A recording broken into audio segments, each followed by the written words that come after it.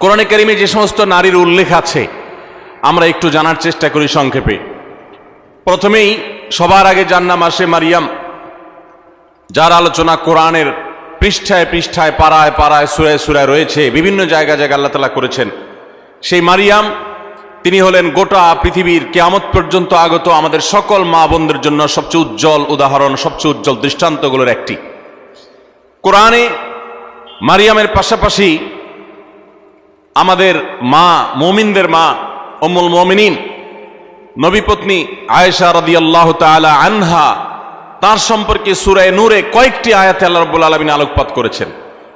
আমরা অনেকে জেনে থাকব আয়েশা রাদিয়াল্লাহু তাআলা আনহার চরিত্রে কালিমা লেপনের অপচেষ্টা এবং ঘৃণ্য কর্ম করেছিল মুনাফিকরা। আল্লাহ রাব্বুল আলামিন তার পুততা, পবিত্রতা, তার সতীত্ব এবং তার ব্যাপারে যে মিথ্যা অপবাদ দেওয়া হয়েছে সেই মিথ্যা অপবাদ এবং ষড়যন্ত্র সম্পর্কে কোরআনে কারিমে অনেকগুলো আয়াত নাজিল করেছেন। একজন নারী তার চরিত্রে কালিমা লেপন করার অপচেষ্টা যখন করেছে কিছু সমাজের ঘৃণ্য পুরুষেরা, মুনাফিকেরা, আল্লাহ রাব্বুল আলামিন তার চরিত্রের পুততা পবিত্রতা প্রকাশ করবার জন্য, ঘোষণা দেবার জন্য কোরআনে কারিমে অনেকগুলো আয়াত নাজিল করেছেন।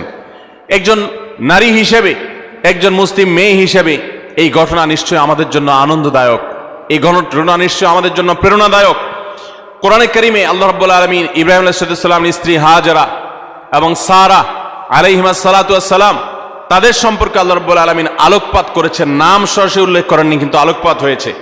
কোরআনে কারিমে জাকারিয়া আলাইহিস সালামের স্ত্রীর আলোকপাত হয়েছে, মুসা আলাইহিস সালামের মায়ের আলোচনা হয়েছে, কোরআনে মুসা আলাইহিস সালামের বোনের আলোচনা হয়েছে, কোরআনে মুসা আলাইহিস সালামের স্ত্রীর আলোচনা হয়েছে যিনি ছিলেন শুআয়ব আলাইহিস সালামের মেয়ে, কোরআনে ফেরাউনের স্ত্রী আসিয়ার আলোচনা হয়েছে, কোরআনে বিলকিসের আলোচনা হয়েছে, কোরআনে ঈসা আলাইহিস সালামের নানি ইমরাতে ইমরান মারিয়ামের মায়ের আলোচনা হয়েছে, কোরআনে আইয়ুব আলাইহিস সালামের স্ত্রীর আলোচনা ইঙ্গিত হয়েছে, এবং কোরআনে উম্মাহাতুল মুমিনিন সমস্ত নবী পত্নীগণ, আমাদের মাগণ, প্রিয় নবী সাল্লাল্লাহু আলাইহি সাল্লামের স্ত্রীগণ, সম্মানিতা স্ত্রীগণ, তাদের আলোচনা হয়েছে। এবং আল্লাহ রাব্বুল আলামিন ঘোষণা দিয়েছেন যে ওয়াজওয়াজুহু উম্মাহাতুকুম, নবী সাল্লাল্লাহু আলাইহি সাল্লামের পত্নীগণ ঈমানদার তোমাদের মা, তাদের আলোচনা হয়েছে। কোরআনে খাদিজা রাদিয়াল্লাহু তাআলা আনহা সম্পর্কে আল্লাহ রাব্বুল আলামিন ইঙ্গিত করেছেন একাধিক আয়াতে। কোরআনে হাফসা রাদিয়াল্লাহু তাআলা আনহা সম্পর্কে ইঙ্গিত রয়েছে সূরা তাহরিমে।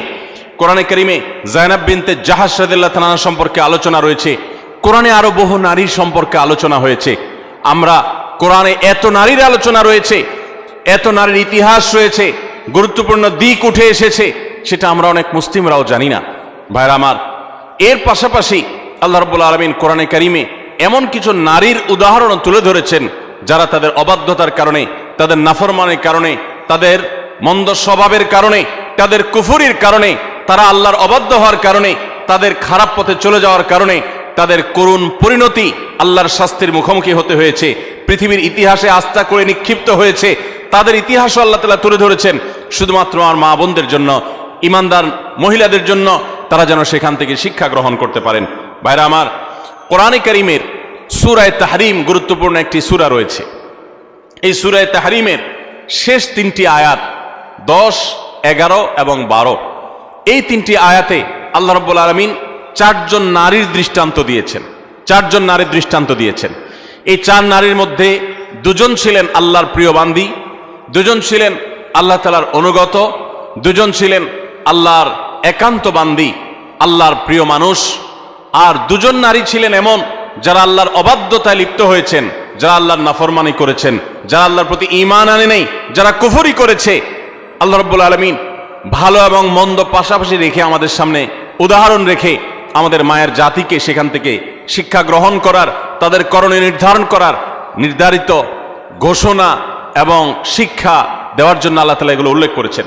সূরা তাহরিমের এই 10 এবং 11, 12 শেষের তিনটা আয়াতের শুরুতেই আমরা দেখতে পাই আল্লাহ রাব্বুল আলামিন বলেছেন, দরাবাল্লাহু মাসালাল লিল্লাযিনা কাফারু ইমরাআতা নূহ ওয়া ইমরাআতা লূত, যারা কুফরি করেছে পৃথিবীতে, আল্লাহর প্রতি অবাধ্য হয়েছে, ইতিহাসের আস্থা করে নিক্ষিপ্ত হয়েছে, তাদের নাম নেয়ার মানুষও আজ পৃথিবীতে নাই। তাদের নাম উল্লেখ করা হলে সেটা ঘৃণা ভরে উল্লেখ করা হয়। করুণ পরিণতির মুখোমুখি তারা হয়েছে। আল্লাহর আযাব তাদের উভয়কে দুনিয়াতে ধ্বংস করেছে, সরাসরি আসমানে আযাব তাদেরকে স্পর্শ করেছে, এবং সেই আযাবের সাক্ষী এখনো রয়েছে পৃথিবীতে। রেড সি তার সাক্ষী। পৃথিবীতে আল্লাহ রাব্বুল আলামিন এখনো পর্যন্ত সেই আযাবের আলামত রেখে দিয়েছেন, এবং কোরআনে আল্লাহ ঘোষণা করেছেন, আল্লাহর আযাবে ধ্বংস হওয়া জাতিদের জনপদগুলো ভ্রমণ করে তোমরা দেখো এবং শিক্ষা গ্রহণ করো। আমার মায়েরা, আমার বোনেরা, আল্লাহ রাব্বুল আলামিন সেরকম দুজন নারীর কথা বলেছেন। একজন হলেন নূহ আলাইহিস সালামের স্ত্রী, আরেকজন ছিলেন লূত আলাইহিস সালামের স্ত্রী। আল্লাহ তাআলা বলছেন, কানাতা তাহতা আবদাইন, তারা দুজন নারী। অবাক করা বিষয় হলো, তারা আল্লাহর নাফরমান ছিল, বেঈমান ছিল, কুফরিতে লিপ্ত ছিল, আল্লাহর প্রতি ঈমান আনে নাই, অথচ তারা দুজন নবীর স্ত্রী ছিলেন। নবীর ঘরে থেকেও তারা ঈমানদার হতে পারে নাই। এখান থেকে বোঝা যায় যে আমাদের সমাজে বহু আলেমের মেয়ে, বহু নেককার মানুষের মেয়ে, তাদের পরিবারের মেয়ে হয়ে অনেকে গর্ব করেন যে আমরা অমুক বংশের। এমনকি ছেলেদের বেলাও এই কথা প্রযোজ্য যে কোনো বংশ পরিচয় দিয়ে আল্লাহর কাছে কেউ কোনো মর্যাদা পাবে না কিয়ামতের দিন। আল্লাহর কাছে মর্যাদা পাবে বান্দার কর্ম দ্বারায়, তার বিশ্বাস দ্বারায়, তার আমল দ্বারায়। ইন্না আকরামাকুম ইনদাল্লাহি আতকাকুম, আমাদের মধ্যে কে বেশি মুত্তাকি আল্লাহ সেটা দেখবেন। একজন সাধারণ দিনমজুর, একজন সাধারণ রিক্সা চালকের মেয়ে আপনি, তার স্ত্রী আপনি, একজন সাধারণ মানুষের বোন আপনি, একজন সাধারণ মানুষের পরিবারের সদস্য আপনি। আপনি যদি আল্লাহ ভীরু হন, আপনি যদি মুত্তাকি হন, আপনি যদি গুনাহ পরিহার করেন, হারাম পরিত্যাগ করেন, খারাপ বিষয় পরিহার করেন, আল্লাহর কাছে আপনি সবচেয়ে শ্রেষ্ঠ মানুষ, সবচেয়ে উত্তম মানুষ, সবচেয়ে কিয়ামতের ময়দানের ভিআইপি মানুষ হতে পারবেন। আর যদি পক্ষান্তরে আপনি অনেক বড় বংশ গরিমার অধিকারী হন, কিন্তু আপনার কর্ম ভালো না হয়, এই আয়াত প্রমাণ করছে, তাহলে আল্লাহর কাছে আপনার কোনো মর্যাদা থাকবে না, বরং শাস্তি আপনি এড়াতে পারবেন না। আল্লাহ রাব্বুল আলামিন সেটাই বলেছেন, কানাতা তাহতা আবদাইন মিন ইবাদিনা সালিহিন, আমার দুজন নেককার বান্দা অর্থাৎ দুজন নবী নূহ এবং লূত আলাইহিমা সাল্লাতু ওয়াস সালাম, কোরআনে যাদের আলোচনা সবচেয়ে বেশি হয়েছে, যাদের ইতিহাস সবচেয়ে বেশি তুলে ধরা হয়েছে, তাদের মধ্যে এই দুজন নবী অন্যতম। লূত আলাইহিস সালামের এবং নূহ আলাইহিস সালামের এরকম দুইজন আল্লাহ তাআলার নেককার বান্দা এবং আল্লাহর প্রিয় নবী, তাদের স্ত্রী ছিলেন ফাখানাতাহুমা, এরপরও তারা তাদের প্রতি ঈমান আনে নাই, তারা আল্লাহর অবাধ্য হয়েছে, নাফরমানি করেছে।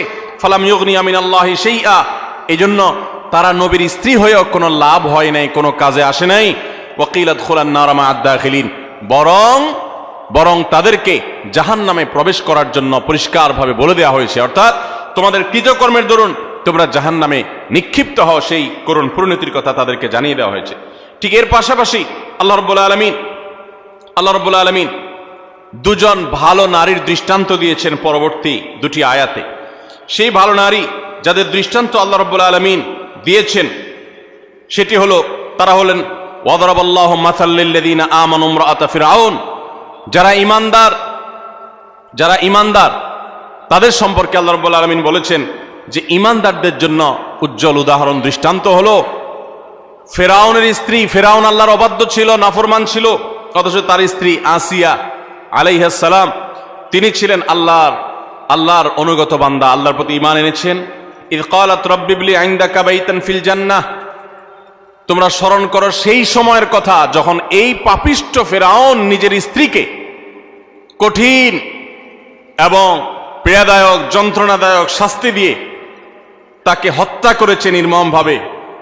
তিনি যখন শাহাদাতের সুধা পান করছিলেন তখন আল্লাহর কাছে দোয়া করেছেন, রব্বি ইবনি লি ইনদাকা বাইতান ফিল জান্নাহ, আল্লাহ এই যে আমার প্রাণ বের হচ্ছে আযাবে তোমার প্রতি ঈমান আনার কারণে, তুমি এর বিনিময়ে আমার জন্য জান্নাতে গৃহ নির্মাণ করিও। ওয়ানাজ্জিনি মিন ফিরআউন ওয়া আমালি, এবং ফেরাউনের যে কর্মকাণ্ড এগুলো থেকে আমাকে মুক্তি দাও। ওয়ানাজ্জিনি মিনাল কওমিজ জালিমিন, আর এই জালেম সম্প্রদায় থেকে আমাকে নাজাত দাও আল্লাহ। একজন হলেন ফেরাউনের স্ত্রী আসিয়া, তিনি আল্লাহর অনুগত বান্দি ছিলেন। আরেকজনের কথা আল্লাহ বলছেন ওমারিয়াম বিনতে ইমরান, আরেকজন নারীর দৃষ্টান্ত তোমাদের সামনে দিচ্ছি, নেককার নারীর দৃষ্টান্ত। তিনি হলেন ইমরানের স্ত্রী, ইমরানের মেয়ে মারিয়াম, ঈসা আলাইহিস সালামের মা, আল্লাতী আহসানাত ফারজাহা, যিনি তার চরিত্রকে হেফাজত করেছেন, তার চরিত্রে কোনো কালিমা লাগতে দেননি, কোনো গুনাহে লিপ্ত হননি, কোনো হারামে জড়াননি। তিনি পরিপূর্ণ পুত পবিত্র একজন নারী ছিলেন, সচ্চরিত্রবান একজন মানুষ ছিলেন। ফানাফাখনা ফীহি মির রূহিনা, তো আল্লাহ তাআলার রূহ, আল্লাহর বিশেষ অর্ডার তার কাছে এসেছে, যার ফলশ্রুতিতে ঈসা আলাইহিস সালামের মতো সন্তান বাবা ছাড়া সরাসরি আল্লাহর নির্দেশে অলৌকিকভাবে তিনি জন্ম দিয়েছেন। ওয়াসাদ্দাকাত বিকালিমাতি রাব্বিহা ওয়া কুতুবিহি ওয়া কানাত মিনাল কানিতিন, এবং তিনি আল্লাহ তাআলার অনুগত বান্দী ছিলেন। আল্লাহর কালিমাতকে তিনি বিশ্বাস করেছেন, আল্লাহর কিতাব, আসমানি কিতাবকে বিশ্বাস করেছেন, আল্লাহর অনুগত বান্দী ছিলেন। তাহলে এই তিনটি আয়াতে সূরা তাহরিমে আমরা চারজন নারীর দৃষ্টান্ত পেলাম গোটা দুনিয়ার সমস্ত নারীদের জন্য। এই চারজন নারীর দৃষ্টান্ত অনেক গুরুত্বপূর্ণ, শিক্ষণীয়। আমাদের উচিত, বিশেষ করে প্রত্যেক মুসলিম নারীর উচিত, সূরা তাহরিমের এই শেষ তিনটি আয়াতে যে চারজন নারীর দৃষ্টান্ত দেওয়া হয়েছে, সে দৃষ্টান্তগুলো ভালো করে ব্যাখ্যা সহকারে পড়া, তাদের জীবনী সম্পর্কে জানা এবং তাদের কর্ম এবং কর্মফল সম্পর্কে অবগত হওয়া। এর ফলে আমরা ভালো হওয়ার প্রেরণা পাবো, মন্দ পথ থেকে বেঁচে থাকার প্রেরণা ইনশাআল্লাহ আমরা লাভ করতে পারবো। আল্লাহ রাব্বুল আলামিন আমাদের সকলকে এই সমস্ত কোরআনে কারীমের উজ্জ্বল উদাহরণগুলো, দৃষ্টান্তগুলো থেকে শিক্ষা গ্রহণ করার তৌফিক দান করুন। আমাদের মা বোনরা অনেকে কোরআনে কারীম সহি করে পড়তেও পারেন না, আবার অনেকে পড়তে পারেন কিন্তু তারা কোরআনে কারীমের অর্থ বোঝেন না, ব্যাখ্যা জানেন না, জানার আগ্রহ নেই, প্রচেষ্টা নেই। এটা খুবই দুঃখজনক একটি ব্যাপার, অত্যন্ত বেদনাদায়ক একটি অধ্যায়। কোরআন আল্লাহ তাআলা দিয়েছেন, আমার বোন, আপনাকে লক্ষ্য করে আল্লাহ তাআলা উদাহরণ দিয়েছেন। আপনার বয়স 30, 35, 40 হয়ে গেছে, অথচ আপনি একটি বারের জন্য সেটা খুলে দেখার, পড়ে দেখার প্রয়োজনীয়তা অনুভব করেন নাই। আপনি এটিকে জানার ফুরসতটুকু আপনার জীবনে পান নাই। কিয়ামতের ময়দানে কি নিয়ে আল্লাহর সামনে দাঁড়াবেন, কোন মুখে আল্লাহর কাছে জান্নাত আশা করবেন? এজন্য আমি আবারও আপনাদেরকে উদাত্ত আহ্বান করতে চাই, আমার মা ও বোনেরা, আপনারা সূরা তাহরিমের শেষ তিনটি আয়াত, আরও নারীদের সংশ্লিষ্ট যে সমস্ত বিষয় আসো রয়েছে কোরআনে, এগুলো আপনারা জানার চেষ্টা করবেন। নবী সাল্লাল্লাহু আলাইহি ওয়াসাল্লামের হাদিসে যা বলা হয়েছে সেগুলো জানার চেষ্টা করবেন। আল্লাহ তাআলা আমাদের সকলকে ঈমানদার, আল্লাহর অনুগত যে সমস্ত বান্দিরা ছিলেন, আমাদের মা বোনদেরকে তাদের অনুসরণ অনুকরণ করার তৌফিক দান করুন। এবং যারা আল্লাহর নাফরমানিতে লিপ্ত হয়েছে, অবাধ্যতা লিপ্ত হয়েছে, তাদের জীবনী, তাদের কর্ম এবং কর্মফল থেকে শিক্ষা গ্রহণ করে আল্লাহর নাফরমানি থেকে, হারাম কাজ থেকে, অন্যায় অশ্লীলতা থেকে আল্লাহ তাআলা আমাদেরকে বেঁচে থাকার তৌফিক দান করুন।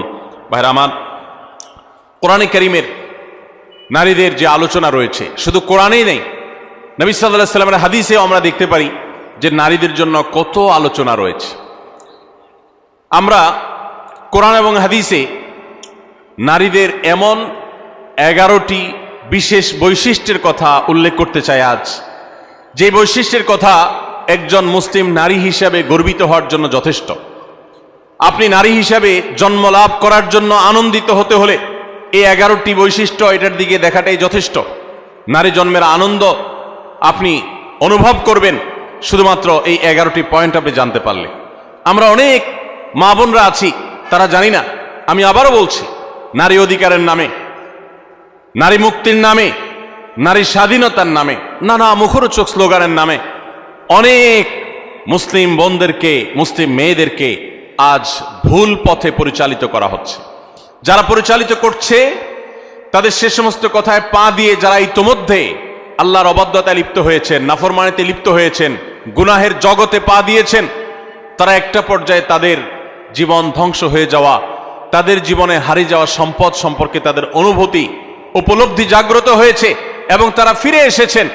বিশেষ করে পশ্চিমা দুনিয়াতে আমরা তাকালে দেখতে পাই যে পশ্চিমা দুনিয়াতে অহরহ মুসলিম মেয়েরা, অমুসলিম মেয়েরা তারা দলে দলে ইসলামে আসছে এবং সে সমস্ত দেশগুলোতে সবচেয়ে বেশি ইসলাম গ্রহণ করছে নারীরা, পুরুষদের তুলনায় বেশি ইসলাম গ্রহণ করছে তারা। তার কারণ মা বোনরা বুঝতে পারছেন, তারা দেখতে পাচ্ছেন সেখানে যে কিভাবে তাদেরকে ভুল পথে পরিচালিত করা হয়েছে। ইসলামের সুমহান আদর্শ তাদেরকে কত বেশি সম্মানিত করেছে। আসুন আমরা জেনে নেই নারী জন্মের আনন্দ হতে পারে এরকম 11টি পয়েন্ট কি আছে কোরআন এবং হাদিসে, যে বৈশিষ্ট্যগুলো একজন মুসলিম নারী হিসেবে আপনাকে গর্বিত করবে, আপনাকে আনন্দিত করবে, আপনাকে অনুপ্রাণিত করবে, আপনাকে উৎসাহিত করবে, আপনাকে আল্লাহর অনুগত বান্দী হতে সাহায্য করবে। নাম্বার 1, আমরা অনেকেই জানি হয়তো, আবার অনেকের অজানাও থাকতে পারে যে ইসলাম সর্বপ্রথম গ্রহণ করেছেন একজন নারী। আমাদের প্রিয় নবী সাল্লাল্লাহু আলাইহি ওয়াসাল্লামের প্রতি আল্লাহ তাআলা যখন ওহী প্রেরণ করলেন, তার সেই ওহীর প্রতি বিশ্বাস করেছেন সর্বপ্রথম একজন নারী। তার নাম কি? খাদিজা রাদিয়াল্লাহু তাআলা আনহা, কোন পুরুষ প্রিয় নবী সাল্লাল্লাহু আলাইহি ওয়াসাল্লামের প্রতি ঈমান আনেন নাই আগে, সবার আগে নারীরা ঈমান এনেছেন। খাদিজা রাদিয়াল্লাহু তাআলা আনহা ইসলামের প্রথম মুসলিম সদস্য নারী, কোন পুরুষ না। দ্বিতীয়ত, ইসলামের প্রথম শহীদ হলেন একজন নারী, সুমাইয়া রাদিয়াল্লাহু তাআলা আনহা। ইসলামের জন্য যিনি নিজের জীবনকে উৎসর্গ করেছেন, ইসলামের জন্য জীবন উৎসর্গ করার মতো এরকম গৌরব, এরকম মর্যাদার অধিকারী হয়েছেন একজন নারী, সুমাইয়া রাদিয়াল্লাহু তাআলা আনহা। ভাইরা আমার, আমাদের মুসলিম মেয়েদের আনন্দিত হওয়ার জন্য, তাদের আল্লাহর কাছে কৃতজ্ঞতা প্রকাশ করবার জন্য এই একটি পয়েন্ট যথেষ্ট, যে ইসলামের জন্য পৃথিবীতে যুগ যুগ ধরে পুরুষরাই সবচেয়ে বেশি তাদের আত্মত্যাগ করেছেন, শাহাদাত বরণ করেছেন, জীবন দিয়েছেন, কিন্তু এর সূচনা করেছেন একজন নারী, এর শুরুটা করেছেন একজন নারী। তিনি ছিলেন সুমাইয়া রাদিয়াল্লাহু তাআলা আনহা, এমন একজন সাহাবী, নির্মমভাবে তাকে শাহাদাতের পেয়ালা পান করতে হয়েছে, আল্লাহর দ্বীনের জন্য তিনি জীবন দিয়েছেন। আমার মা বোনরা, একজন নারী, তিনি শাহাদাতের এই পথ সর্বপ্রথম দেখিয়েছেন, প্রথম পেয়ালা তিনি পান করেছেন শাহাদাতের। এটি কি আমাদের মা বোনদের গর্বের জন্য যথেষ্ট নয়? তৃতীয়ত, প্রিয় নবী সাল্লাল্লাহু আলাইহি সাল্লাম তার জীবনের একেবারে শেষের দিকে এসে অত্যন্ত হৃদয়গ্রাহী যে ওসিয়ত ছিল, তার উপদেশ ছিল, সেই উপদেশের মধ্যে একটি ছিল ফাস্তাউসু বিন-নিসাই খায়রা। ভাইরা আমার, মা বাবা, মুরব্বীরা, প্রিয়জনেরা, তারা যখন মৃত্যুর মুখোমুখি হন, তারা যখন জীবনের শেষ প্রান্তে এসে উপনীত হন, তখন তারা তাদের একান্ত কাছের লোকদেরকে ডেকে ওসিয়ত করেন, উপদেশ দেন, তাদেরকে ডেকে এনে নসিহত করেন। জীবনের শেষ মুহূর্তে যাওয়ার সময় ছেলে মেয়েদের দিকে তাকিয়ে তাদের মাথায় হাত বুলিয়ে অত্যন্ত স্নেহ, পরম মমতার সাথে যে উপদেশ দেওয়া হয়, সেটার গুরুত্ব অপরিসীম। প্রিয় নবী সাল্লাল্লাহু আলাইহি ওয়াসাল্লামও ঠিক তার জীবনের একেবারে শেষে এসে তিনি কিন্তু ঐতিহাসিক ভাষণে তিনি মেয়েদের প্রতি সদ্ব্যবহার করার জন্য, তাদের ব্যাপারে নবী সাল্লাল্লাহু আলাইহি ওয়াসাল্লাম থেকে কল্যাণের উপদেশ গ্রহণ করবার জন্য তিনি নির্দেশ দিয়ে গেছেন, ফাস্তাউসু বিন-নিসাই খায়রা। হে দুনিয়ার মানুষ, তোমরা মেয়েদের ব্যাপারে কল্যাণের আচরণ, ভালো আচরণ করার ব্যাপারে আমার কাছ থেকে উপদেশ গ্রহণ করো, আমি তোমাদের ওসিয়ত করে গেলাম। প্রিয় নবী সাল্লাল্লাহু আলাইহি ওয়াসাল্লাম এরকম হৃদয়গ্রাহী ভাষায় মা বোনদের ব্যাপারে সাবধান সতর্ক করে গেছেন। তার জীবনের শেষ সতর্ক বাণীগুলোর মধ্যে থেকে একটি, যে নারীদের ব্যাপারে তোমরা আমার কাছ থেকে উপদেশ গ্রহণ করো, কল্যাণ, তাদের সাথে তোমরা কল্যাণের আচরণ করবে, তাদের কল্যাণ কামী হবে, সুন্দর আচরণ করবে, তাদের কোনো কষ্ট দিবে না। অর্থাৎ এই মর্মে আমি তোমাদেরকে ওসিয়ত করে যাচ্ছি, আমার এই ওসিয়তকে তোমরা মেনে চলবে।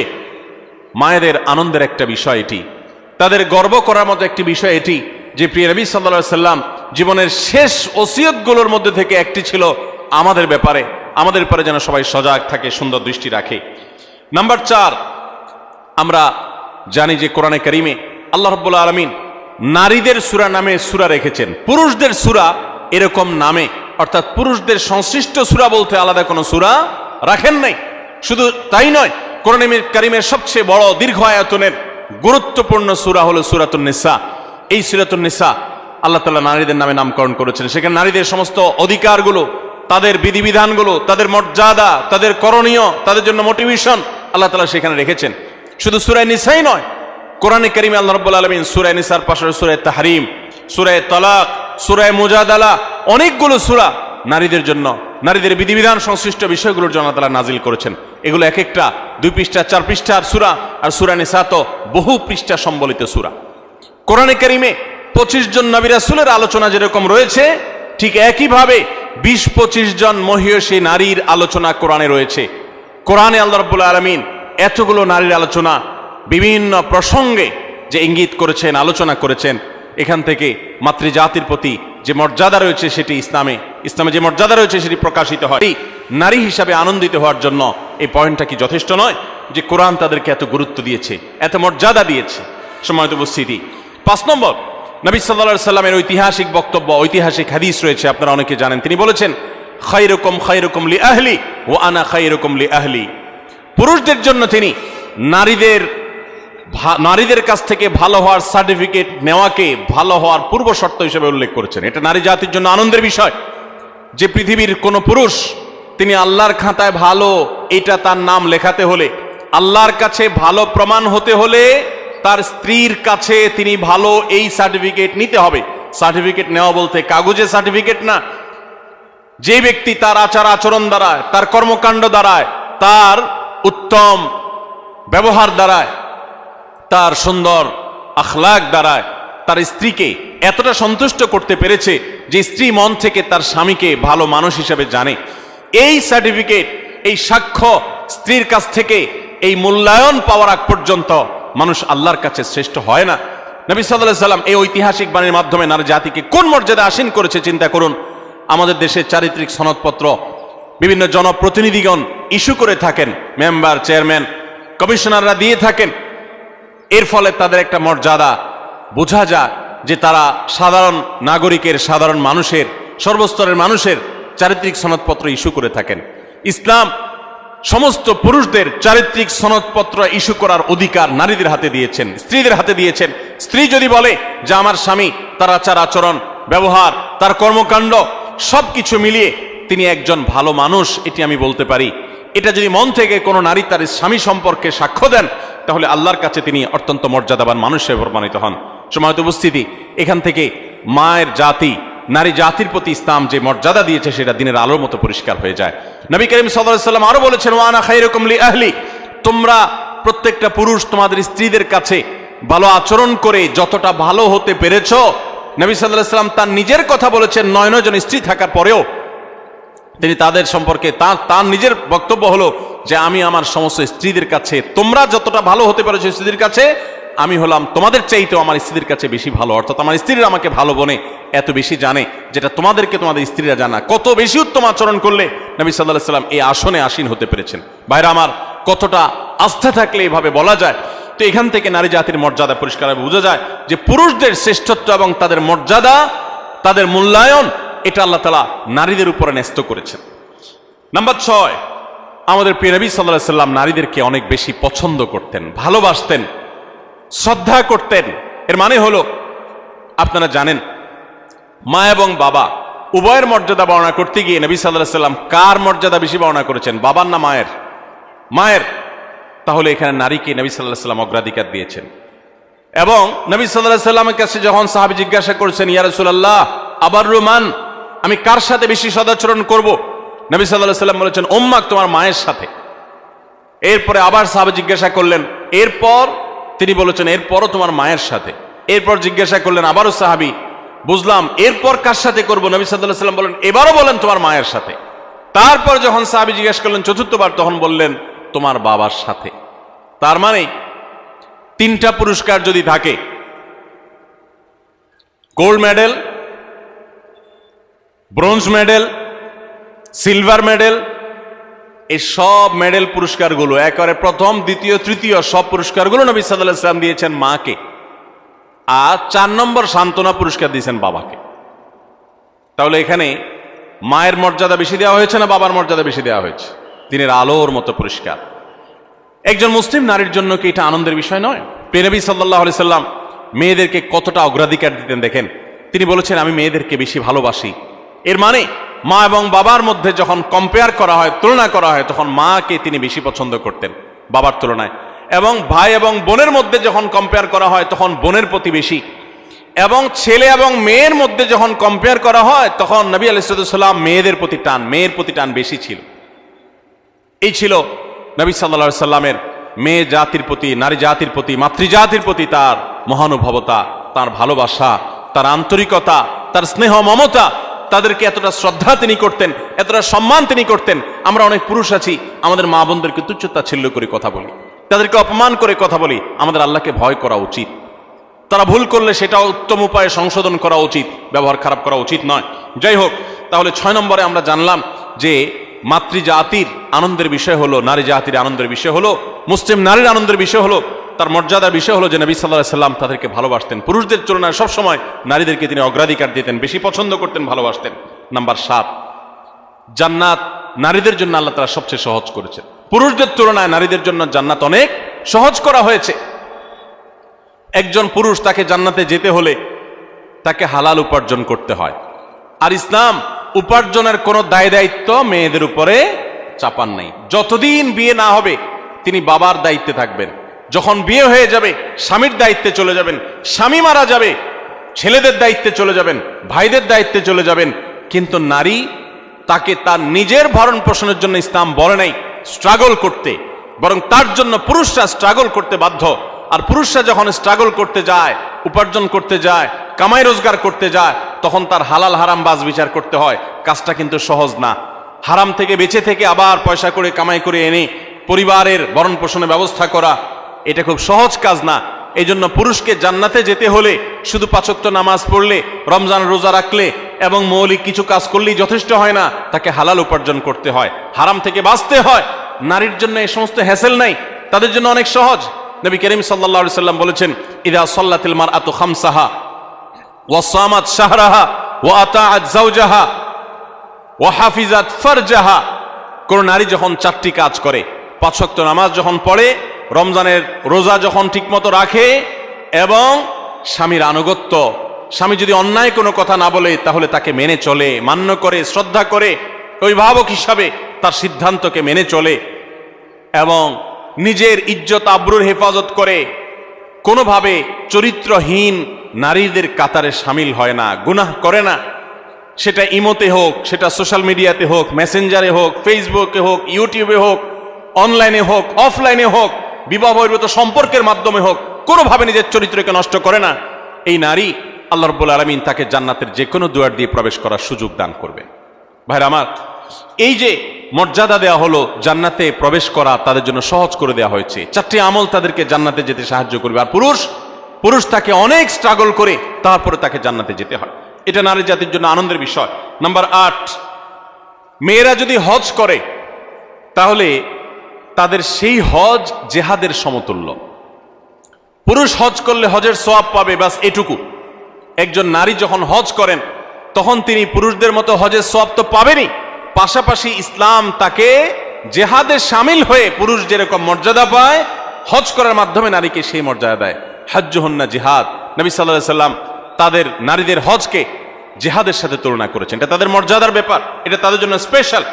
ঠিক একইভাবে নম্বর 9, নারীরা যদি কোনো সন্তানদেরকে সুন্দরভাবে জন্মদানের পর লালন পালন করে, বিশেষ করে জন্মদান করতে গিয়ে যদি কোনো নারী মৃত্যুবরণ করেন তাহলে তাকে শাহাদাতের মর্যাদা দেওয়ার কথা বলা হয়েছে। এবং তারা যদি নিজেদের সন্তানকে সুন্দরভাবে লালন পালন করেন তার জন্য জান্নাতের গ্যারান্টির কথা বলা হয়েছে। সন্তান লালন পালন করা আলাদা ইবাদত, আলাদা মর্যাদার বিষয়। সন্তান জন্ম দেওয়া আলাদা ইবাদতের বিষয় তাদের জন্য। নাম্বার 10, যদি দুনিয়ার কোনো মানুষ, কোনো পুরুষ যদি কোনো নারী জন্ম দেয় এবং কোনো মেয়ে জন্ম দেওয়ার পর সে মেয়েকে যদি উত্তমভাবে লালন পালন করে, তাকে সুপাত্রস্থ করে, তার ভরণ পোষণের ব্যবস্থা করে, তার প্রতি সদাচরণ করে, মেয়ে হিসাবে তাকে তুচ্ছতাচ্ছিল্য না করে, ছোট না করে, তার হক নষ্ট না করে, এরকম যদি নারীদের সাথে সুন্দর আচরণ করে, তো আল্লাহ রাব্বুল আলামিন ওই পুরুষদের জন্য জান্নাতের গ্যারান্টি দিয়েছেন। জান্নাতের গ্যারান্টি দিয়েছেন, নিরাপত্তা নিয়েছেন, তিনি নিরাপত্তা দিয়েছেন, জান্নাতের ওয়াদা করেছেন। নবী সাল্লাল্লাহু আলাইহি সাল্লাম কথা দিয়েছেন যে পুরুষরা 2টি মেয়ে সন্তান জন্ম দিবে এবং তাদের সাথে উত্তম আচরণ করবে, ব্যবহার করবে, তাদের হক আদায় করবে। নবী করিম সাল্লাল্লাহু আলাইহি সাল্লাম তাদের জান্নাতের জিম্মাদারি নিয়েছেন, জান্নাতের দায়িত্ব নিয়েছেন। এবং অন্য আরেকটি হাদিসে আছে নবী সাল্লাল্লাহু আলাইহি সাল্লাম জান্নাতে তার সাথে থাকার সৌভাগ্য হবে বলেছেন যদি কেউ তার 2টি বোন অথবা 2টি মেয়েকে সুন্দরভাবে, উত্তমভাবে তাদের সাথে আচার আচরণ করে, ব্যবহার করে, তাদের হক আদায় করে, কোনো ক্ষেত্রে ত্রুটি না করে, যত্ন করে, তাহলে সে ব্যক্তি শুধু জান্নাতে যাবে তা নয়, নবী সাল্লাল্লাহু আলাইহি সাল্লামের সাথে জান্নাতে থাকতে পারে। ভাইরা আমার, কোরআন এবং হাদিসের কোথাও আমি আজও পর্যন্ত পাই নাই 1 ডজন ছেলে জন্ম দিলে, 1 ডজন ছেলে জন্ম দিলে, 10টা 12টা ছেলে জন্ম দিলে, তাদের সাথে সুন্দর আচরণ করলে, কোরআন হাদিসে কোথাও তার জন্য ফজিলত মর্যাদা হিসাবে স্পেশাল ভাবে জান্নাতে যাওয়ার ঘোষণা, নবী সাল্লাল্লাহু আলাইহি ওয়াসাল্লামের সাথে জান্নাতে থাকার সৌভাগ্যের কথা কোথাও ঘোষণা করা হয়েছে এমন কোন হাদিসের কথা আমি জানি না, এমন কোন আয়াত কোরআনে নাই। কিন্তু 2জন মেয়েকে, 2জন বা 2জনের অধিক মেয়েকে যদি কোনো বাবা মা লালন পালন করেন, সুন্দরভাবে তাদের সাথে সদাচরণ করেন, দুর্ব্যবহার না করেন, তাদেরকে কোণঠাসা করে না রাখেন, মেয়ে হিসাবে তাদের প্রতি জুলুম না করেন, তাহলে ওই ব্যক্তিদের জন্য জান্নাতের গ্যারান্টির কথা বলেছেন। তাহলে নারী হিসাবে জন্ম লাভ করা এটা আনন্দের বিষয় মুসলমান মেয়েদের জন্য। ইসলাম তাদেরকে এত মর্যাদা দিয়েছে। ভাইরা আমার, 11 নম্বর নারী হিসাবে জন্ম লাভের যে আনন্দ আমাদের জন্য রয়েছে তা হলো নবী করিম সাল্লাল্লাহু আলাইহি সাল্লাম পরিষ্কারভাবে জানিয়েছেন, মান বুলিয়া মিন হাদিহিল বানাতি শাইআ, যদি কোনো মেয়ে দিয়ে আল্লাহ তাআলা কাউকে পরীক্ষায় ফেলে দেন। অনেক বাবা আছেন না, মেয়েদেরকে নিয়ে বিপদে আছেন, যে মেয়ে হয়েছে তার এই জন্য অনেক কথা শুনতে হয়। অনেক মহিলা আছে না এখনো, যে একটার পর একটা মেয়ে হয়, সমাজের মানুষ নানান বাজে কথা বলে মূর্খতার কারণে, অজ্ঞানতার কারণে। অনেক বাবা আছেন মেয়ে হয়েছে এই জন্য জামাই বেন সাহেবের অনেক কটু কথা তাকে শুনতে হয়। অনেক সময় তালাক প্রাপ্ত হয়ে মাজলুম হয়ে সে মেয়ে বাবার বাড়িতে ফিরে আসেন। তো কোনো মানুষ, সে বাবা হোক, সে স্বামী হোক, সে ভাই হোক, কোনো মানুষ যদি কোনো মেয়েকে নিয়ে বিপদে পড়ে বা তার কারণে তার মুখটা একটু ছোট হয় বা পরীক্ষায় পড়ে কোনোভাবে, এবং সে যদি এরপরে ওই মেয়ের প্রতি অসদাচরণ না করে, ফাহসানা ইলাইহিন্না, বরং ওই মেয়ের সাথে ভালো আচরণ করে। বাবা, মেয়ে তালাক প্রাপ্ত হয়ে আসছে, কটু কথা বলে না, ভাইরা খোঁচা দিয়ে কথা বলে না যে স্বামীর সংসার করতে পারস নাই, এসে উঠছিস আমাদের ঘরে, বরং তারা তার প্রতি সদাচরণ করে, আল্লাহর ফয়সালা মেনে নিয়ে তারা সুন্দর আখলাক দেখায়। এরকম যদি কেউ করে তো ওই পুরুষদের জন্য, ওই মানুষদের জন্য নবী সাল্লাল্লাহু আলাইহি সাল্লাম বলেছেন, কুন্না লাহু সিতরাম মিনান নার, এই নারী যার কারণে তারা একটু কষ্টের মধ্যে পড়েছে, একটু পরীক্ষার মধ্যে পড়েছে, একটু সমাজে তারা হেয় হয়েছে, জুলুমের শিকার হয়েছে, তো বোনের কারণে, মেয়ের কারণে যে বাবা, যে ভাই এতটুকু কোণঠাসা পরিস্থিতিতে পড়েছেন, এরকম জটিলতার মধ্যে পড়েছেন, তারা যদি সবর করেন এবং তারা যদি মেয়ের সাথে এর কারণে খারাপ আচরণ না করেন, ভালো আচরণ করেন, তো নবী সাল্লাল্লাহু আলাইহি সাল্লাম বলেছেন এই মেয়ে কিয়ামতের ময়দানে তাদের জাহান্নাম থেকে বাঁচার ডাল হবে, জাহান্নাম থেকে বাঁচার কারণ হবে। এর কারণে, এর প্রতি সদাচরণ করার কারণে আল্লাহ তাআলা তাদের কৃতকর্মের কারণে জাহান্নামে যাওয়ার মতো হলেও আল্লাহ তাআলা তাদেরকে হেফাজত করবে। অতএব আমাদের সমাজে যারা এখনো মা বোনদের প্রতি এই ধরনের আচরণ করেন তাদের সাবধান হওয়া উচিত, সতর্ক হওয়া উচিত। আল্লাহ তাআলা আমাদেরকে সেই তৌফিক দান করুন। তাহলে আমরা 11টি পয়েন্টের কথা জানলাম। এই পয়েন্টগুলো থেকে আমরা স্পষ্ট বুঝতে পারলাম যে ইসলাম একজন নারীকে কোন মর্যাদায় আসীন করেছে। ভাইরা আমার, ইসলাম যখন নারীকে এতগুলো মর্যাদা দিয়েছে, ওই সময় নারীর অবস্থা কি ছিল জানেন? আজকে পৃথিবীতে নারীকে নিয়ে অনেক মুখরোচক কথা বলার মানুষ আছে। এই মানুষগুলোর যখন জন্ম পৃথিবীতে হয় নাই, ইসলাম তখন নারীকে আকাশে তুলেছে। মেয়ে সন্তান হলে কোরআনে সেই ইতিহাস আল্লাহ তাআলা উল্লেখ করেছেন, ওয়াইদাল মাউউদাতু সুইলাত বিআইয়ি যামবিন কুতিলাত। কোন বাবার সন্তান হিসাবে যখন মেয়ে হতো তখন সে জীবন্ত সে মেয়েকে মাটির নিচে পুঁতে ফেলত। এরকম নিকৃষ্ট আচরণ করা হতো মেয়েদের সাথে। এবং আল্লাহ তাআলা আরো বলেছেন, ওয়াইদা বুশিরা আহাদুহুম বিল উনসা যাল্লা ওয়াজহুহু মুসওয়াদ্দান ওয়া হুয়া কাযীম। জাহিলি যুগে, ইসলাম আসার আগে পৃথিবীতে আরবে যখন কাউকে তার কন্যা সন্তান হয়েছে সংবাদ দেয়া হতো, কারো সন্তান হয়েছে যদি বলা হতো মেয়ে হয়েছে, তখন তার মুখটা কালো হয়ে যেত। ইয়াতাওয়ারা মিনাল কওম মিন সুই মা বুশিরা বিহি, তখন সে মুখ লুকাতো, মানুষের সামনে যেত না, লজ্জা বোধ করত যে তার মেয়ে হয়েছে। দেখুন, সেই রকম একটি বর্বর সমাজের মধ্যে যখন নারী হিসাবে জন্মগ্রহণ করাটাকে অপরাধ মনে করা হতো, স্ত্রীর সাথে যখন পশু পাখির মতো, প্রাণীর মতো, চতুষ্পদ জন্তুর মতো আচরণ করা হতো, মাসিক হলে একটা ঘরে বন্দি করে রাখা হতো, ওখানে পুরুষ যেত না, গবাদি পশুর মতো আচরণ করা হতো। এই রকম সমাজে ইসলাম নারীকে এমন মর্যাদা দিয়েছে যে সেই মর্যাদায় পৃথিবীর ইতিহাসে কখনো নারীকে কেউ তুলতে পারে নাই। কিয়ামত পর্যন্ত যতই নারী মুক্তির স্লোগান দেওয়া হোক, যতই ক্যাম্পেইন করা হোক, ইসলাম যে জায়গায় নারীকে নিয়ে বসিয়েছে ওই জায়গায় কখনো বসাতে কেউ পারবে না।